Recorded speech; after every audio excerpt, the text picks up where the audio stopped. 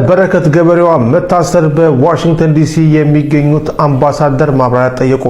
በኢትዮጵያ በቁጥጥር ስር ስለዋሉት ታዋቂ የማህበረሰብ አባል ወይዘሮ በረከት ገበሬዋ ሁኔታ በዋሽንግተን ዲሲ የሚገኘው የኢትዮጵያ ኤምባሲ ይፋዊ መግለጫ እንዲሰጥ መጠየቁን አስታወቀ። ትብብሩ ለኢትዮጵያ አምባሳደር ብናልፍ አንዱዓለም በላከው ይፋዊ ደብዳቤ በኢትዮጵያም ሆነ በዲያስፖራ የሚገኙ በርካታ ግለሰቦችና ድርጅቶች በወይዘሮ በረከት ደህንነትና ህጋዊ ሁኔታ ላይ ጥልቅ ስጋት እንዳደረባቸው ገልጸዋል።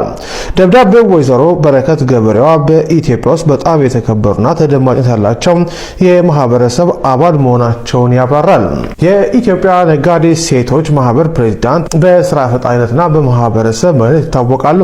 እንዲሁም ወላጅ አልባና ተጋላጭ ህጻናትን በበጎ ፈቃደኝነት በመደገፍና ለሴቶች ኢኮኖሚ አቅም ግንባታ ከፍተኛ አስተዋጽኦ ያበረከቱ መሆናቸውን በደብዳቤው ላይ ገልጸዋል።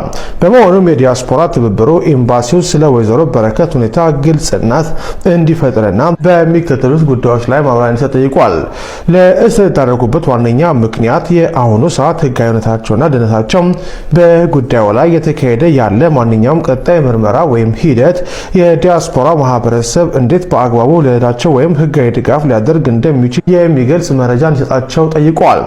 የቡድኑ መግለጫ ይህን ጥያቄ ያቀረበው ሁኔታዋን ለመርዳትና መብቶቿ እንዲሁም ደህንነቷ እንዲጠበቅ ለማድረግ ያለመ መሆኑን አስምሮበታል። ትብብሩ ከኤምባሲው ወቅታዊ ምላሽ እንደሚጠብቅ የገለጸ ሲሆን ይህ ዜና እስከተላለፈበት ጊዜ ድረስ ግን ምላሽ አይሰጣቸው ካሱ ሚዲያ ማረጋገጥ አልቻለም።